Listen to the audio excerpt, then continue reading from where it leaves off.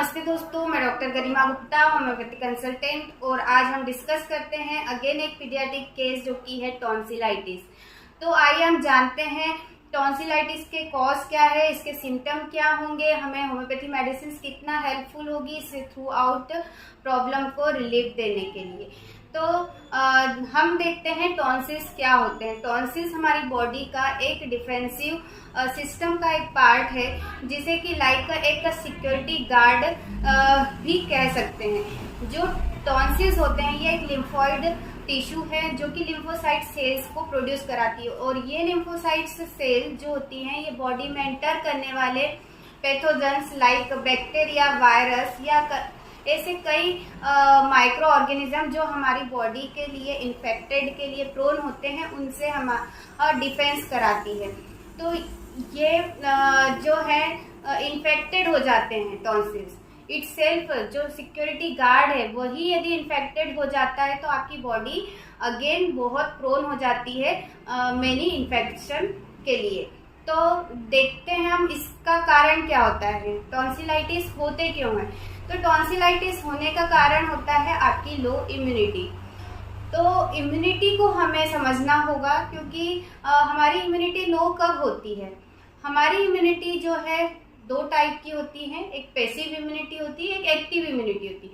Passive immunity जो child होता है ड्यूरिंग ब्रेस्ट फीडिंग के टाइम ब्रेस्ट मिल्क से जो उसे एंटीबॉडीज मिलती हैं वो एक उसकी पैसिव इम्यूनिटी होती है, जो उसको थ्रू आउट लाइफ में ऑर्गेनिज्म से फाइट करने के लिए हेल्पफुल रहती है। लेकिन एक्टिव इम्यूनिटी जो होती है वो जो चिल्ड्रंस होते हैं वो अपने बॉडी में इटसेल्फ डेवलप करते हैं।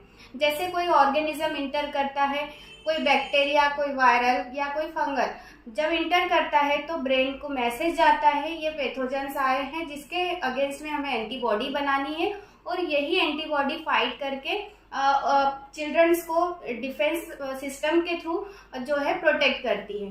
तो आइए हम जानते हैं हमारी बच्चों की एक्टिव इम्यूनिटी जो डेवलप होनी चाहिए वो कैसे होगी। तो यहाँ पे कुछ बेसिक रीजंस होते हैं जिसके कारण हम हमारे बच्चों की एक्टिव इम्यूनिटी को डेवलप होने में कहीं ना कहीं ओवरकम कर देते हैं। तो यहाँ हमें कौन कौन सी चीज़ों का ध्यान रखना है जिससे हमारे बच्चों की एक्टिव इम्यूनिटी डेवलप हो। तो सबसे फर्स्ट है उनकी बैलेंस डाइट का मैनेज करना। उनको ऐसे सारे विटामिन, मिनरल्स और हेल्दी फ्रूट्स देना है जिससे उनकी एक्टिव इम्यूनिटी बनी रहे। सेकेंड है डोंट बी ओवर प्रोटेक्टेड। अपने बच्चों को बिल्कुल उनको फ्रेंडली रहने दीजिए, उनको थोड़ी आउटडोर एक्टिविटी के लिए पुश करिए जिसके कारण वो बच्चे अपनी कहीं पैथोजन से फाइट करेंगे और उनके इंटरनल डिफेंस मैकेनिज्म इम्प्रूव होगा, और उनके डिफेंस मैकेनिज्म सिस्टम इम्प्रूव होने के साथ उनकी सेल्फ एंटीबॉडी सिस्टम जो है वो डेवलप होगा जिससे वो फाइट करने में इटसेल्फ फाइट करने में कैपेबल होंगे। थर्ड है उन्हें मिनिमम यूज ऑफ एंटीबायोटिक। कहीं ऐसे बच्चे होते हैं जिनको रिकरेंट कोल्ड कोराइजा होता है, यहाँ पे पेरेंट्स का निग्लिजेंस होता है कि वो पेरेंट्स बहुत ही काफ़ी सेंसिटिव होने की वजह से उनका over use of antibiotic use करने की वजह से उनकी जो इम्यून सिस्टम है उसे सप्रेस कर दिया जाता है। ये थर्ड जो इम्पोर्टेंट रीज़न होता है वो बहुत ही ध्यान देने वाली बात है कि आपको किस कंडीशन में एंटीबायोटिक का यूज़ करना है और कहाँ पे एंटीबायोटिक का यूज़ मिनिमाइज करना है। तो ये सारे बेसिक रीज़न होते हैं आपकी इम्यूनिटी को, बच्चे की इम्यूनिटी को भी डेवलप कराने के लिए। हम फिर देखते हैं यहाँ होम्योपैथी मेडिसिन हमें कैसे हेल्प आउट करेगी।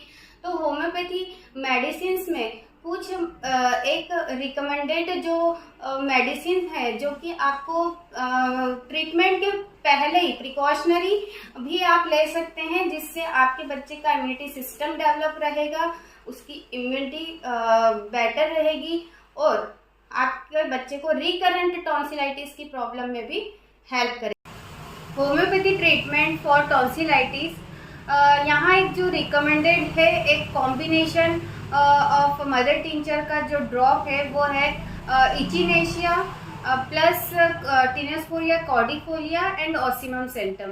ये तीनों कॉम्बिनेशन की जो मेडिसिन हैं ये आपको एज ए प्रिकॉशनरी भी यूज़ कर सकते हैं टॉन्सिलाइटिस वाले पेशेंट्स में जिनमें रिकरेंट की टेंडेंसी देखी जाती है। तो ये आपकी रिकरेंट टेंडेंसी को भी ब्रेक डाउन करेगा और चाइल्ड की इम्यूनिटी को भी बूस्ट करेगा। और यदि एक्टिव केस है जहाँ बच्चा बहुत सिम्टोमेटिक है जिसमें कि उसमें थ्रॉट पेन देखने को मिल रहा है, हाई ग्रेड फीवर हो रहा है और रिकरेंट उससे कफ कोल्ड भी उसमें देखने को मिल रहा है, तो यहाँ पे जो आपकी मेडिसिन टॉन्सिल्स की ग्रेड के ऊपर डिपेंड करती है, जिसमें कि हम कुछ पेन के अकॉर्डिंग मेडिसिन होती है बेलाडोना। यदि उसमें टॉन्सिल्स में बर्निंग है तो यहाँ फाइटोलेक्का मेडिसिन दी जा सकती है।